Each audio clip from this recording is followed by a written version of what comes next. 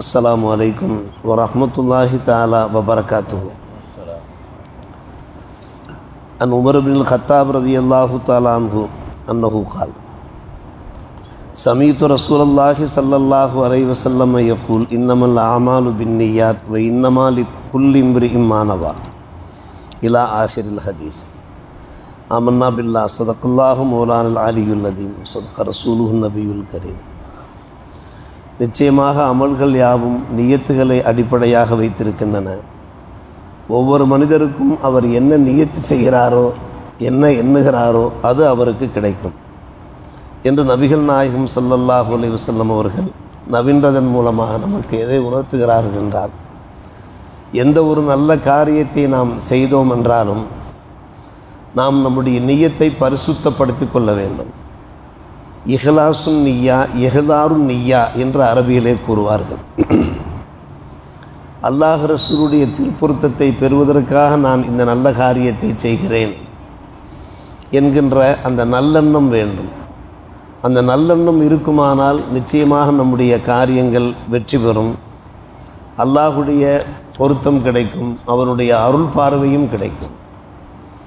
இதை பெருமானார் ரசூலே கரீம் ஸல்லல்லாஹு அலைஹி அவர்கள் சுருக்கமான முறையிலே இந்த ஹதீஸின் வாயிலாக நமக்கு வலியுறுத்துகிறார்கள். அப்படி இல்லாமல் உலக ஆதாயத்திற்காக வேண்டி ஒரு காரியத்தை செய்கிற போது அந்த காரியம் வெற்றி பெற மாட்டாது மட்டுமல்ல, அதன் மூலமாக சொர்க்கத்தின் வாசனையையும் அடைய முடியாது என்று நபிகள் நாயகம் ஸல்லல்லாஹு அலைஹி அவர்கள் சற்று எச்சரிக்கையோடு எடுத்துரைக்கிறார்கள். மன் தஅல்லம இல்மன் மிம்மா யப்தகி பிஹி வஜஹல்லா லா யதஅல்லமுஹு இல்லா லியுஸீப பிஹி அரதம் மினத் துன்யா லம் யஜித் அர்ஃபல் ஜன்னா யௌமல் கியாமா ஏனி ரீஹஹா. ஒருவர் இல்மை மார்க்க கல்வியே கற்கிறார், அது மார்க்க கல்வி, அதன் மூலமாக அல்லாஹுடைய திருப்பொருத்தத்தை தான் தேட வேண்டும்.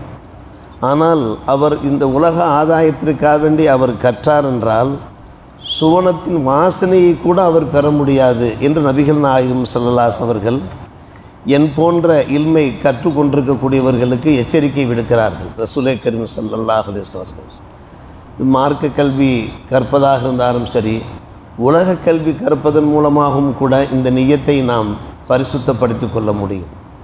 நான் இந்த கல்வியை கற்கிறேன், இதன் மூலமாக வேலை வாய்ப்புகளை பெறுவேன், அந்த வேலை வாய்ப்புகள் மூலமாக நான் அல்லாஹ்வுடைய பாதையில் அதில் கிடைக்கிற வருவாய் மூலமாக நான் தான தர்மங்கள் செய்வேன் என்று ஒருவர் நியத்து செய்தார் என்றால் அந்த நியத் பரிசுத்தமான நியத். அந்த நியத்து மூலமாக அவருக்கு ஈருலக வெற்றி கிடைக்கும். அடிக்கடி நாம் எடுத்துரைக்கிற ஒரு ஹதீஸ் தான், அலா இன்ன ஃபில் ஜஸதி முதுகத்தன் இதா சலஹத்து சலுகல் ஜஸது குல்லு இதா ஃபசதத்து ஃபசதல் ஜஸது குல்லு. இந்த ஹதீஸ் வைர வரிகளால் அதை பொறிக்கப்பட வேண்டிய ஒரு அருமையான திருவாசகங்களாக இருக்கின்றன. அறிந்து கொள்ளுங்கள், நிச்சயமாக உடம்பிலே ஒரு சதை துண்டு இருக்கிறது, அது சரியாகிவிட்டால் உடம்பெல்லாம் சரியாகிவிடும், அது வீணாகி போய்விட்டால் கெட்டு போய்விட்டால் உடம்பெல்லாம் கெட்டு போய்விடுமே என்றார்கள் நபிகள் நாயகம் ஸல்லல்லாஹு அலைஹி வஸல்லம்.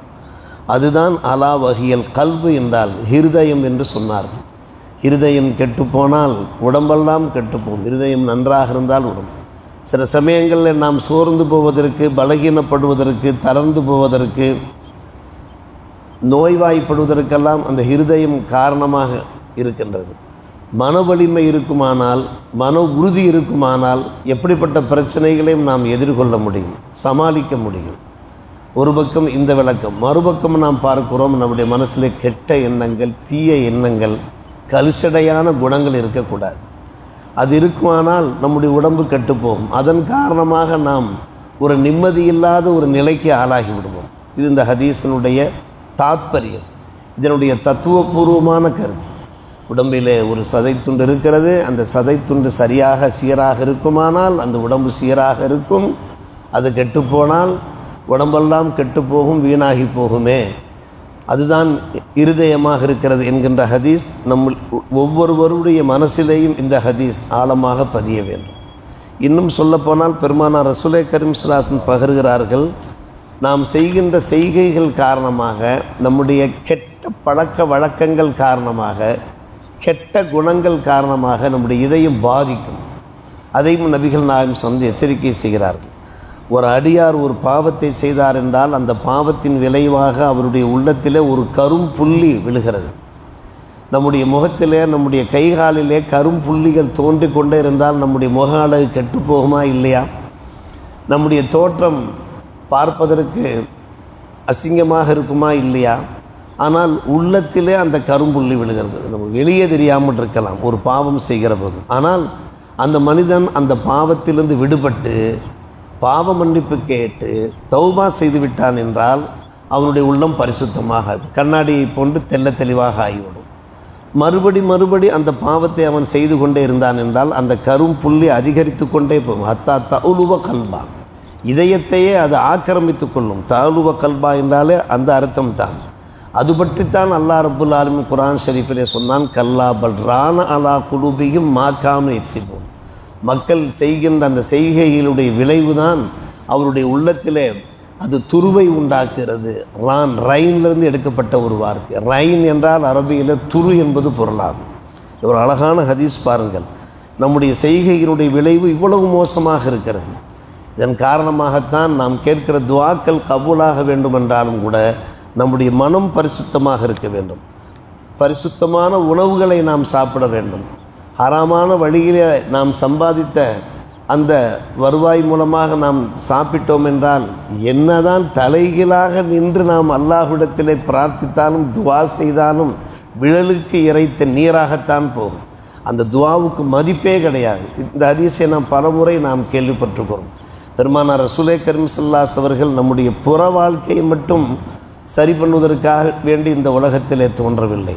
குர்ஆனிலே அல்லாஹ் ரப்புல் ஆலமீன் அல்லாஹ்வை பற்றி சொல்லுகிற போது ஒய்யோ அல்லிமுகுல் கிதாப வல் ஹிக்மத் வயு ஜக்கீம் தஸ்கியத்துன் நஃப்ஸ், நம்முடைய இதயத்தையும் பரிசுத்தப்படுத்துவதற்காக வேண்டி அவர்கள் இப்புவியிலே நபியாக அனுப்பப்பட்டார்கள். எனவே நம்முடைய இதயத்தை பரிசுத்தப்படுத்த வேண்டும். நாம் பலமுறை கேள்விப்பட்ட ஒரு விஷயம்தான். நிச்சயமாக அல்லாஹ் இன்னல்லாஹ் லா யந்துரு இலா அஜ்சாதிக்கும் வலா இலா சுவரிக்கும், உங்களுடைய மேனிகளையோ உங்களுடைய தோற்றங்களையோ நிச்சயமாக அல்லாஹ் காண்பதில்லை.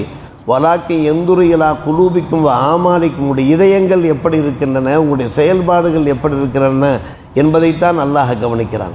உங்களுடைய இதயங்கள் இருக்கிறதே கள்ளம் கபடமற்றதாக, சூதுவாதி இல்லாததாக பரிசுத்தமானதாக இருக்கிறதா என்பதை அல்லாஹ் பார்க்கிறான். உங்களுடைய செய்கைகள் முரண்பட்ட செய்கைகளாக இருக்கிறதா, யாரையும் புண்படுத்துகிற முறையில் இருக்கிறதா என்பதை பார்த்து அல்லாஹ் அதற்கு நல்ல செய்கைகளாக இருக்குமானால் நற்கூலிகள், கெட்ட செய்கைகளாக இருக்குமானால் அதற்கான தண்டனைகளை வழங்குவான் என்றார்களே பெருமானார் ரசூலே கரீம் ஸல்லல்லாஹு அலைஹி அவர்கள்.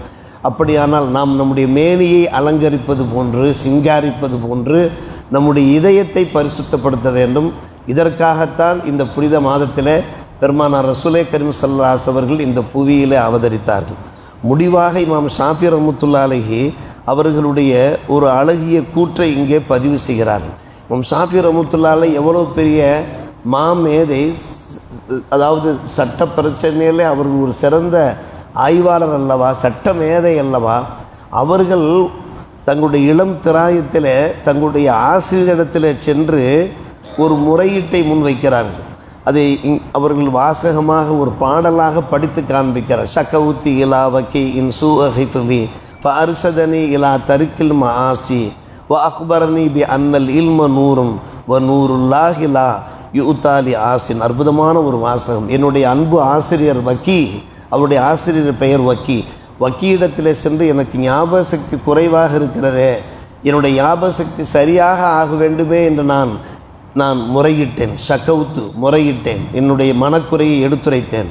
அப்போது எனக்கு அவர்கள் என்ன வழி காண்பித்தார்கள் என்றால், நீ ஏதாவது பாவம் செய்து கொண்டிருக்கலாம், அந்த பாவத்தை விட்டுவிடு என்று எனக்கு நல்வழி காண்பித்தார்கள். ஃபஅர்ஷதனி, எனக்கு நல்வழி காண்பித்தார்கள். இல்லா தரிக்கில் மாசி, நீ ஏதாவது பாவம் செய்து கொண்டிருந்தால் அந்த பாவத்தை விட்டுவிடு, அந்த பாவத்தின் விளைவாகத்தான் உனக்கு மரண சக்தி பாதிக்கிறது, குன்றுகிறது என்று சொன்னதோடு அக்பரனை எனக்கு மேலும் ஒரு தகவலையும் சொன்னார்கள். பி அன்னல் இல்ம நூரன், நமக்கு கிடைக்கின்ற இல்மு இருக்கிறதே அது ஒரு பிரகாசம், அது அல்லாஹுடைய புறத்திலிருந்து கிடைக்கின்ற ஒரு பிரகாசம்.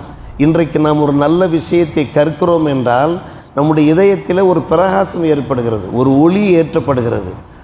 ஒரு நூறுல்லா, இந்த ஒளி இருக்கிறதே லா யூத்தாலி ஆசின், பாவிகளுக்கு வழங்கப்பட மாட்டாது, பாவம் செய்யக்கூடியவர்களுக்கு வழங்கப்பட மாட்டாது. எனவே ஏதாவது ஒரு வகையில் நாம் காலை விழித்திருந்து இரவு தூங்க போவதற்கு முன்னால் ஏதாவது ஒரு வகையில் நம்மிடத்தில் ஏதாவது ஒரு மாசியத், ஒரு பாவம் வெளிப்பட்டுவிட வாய்ப்பு இருக்கிறது.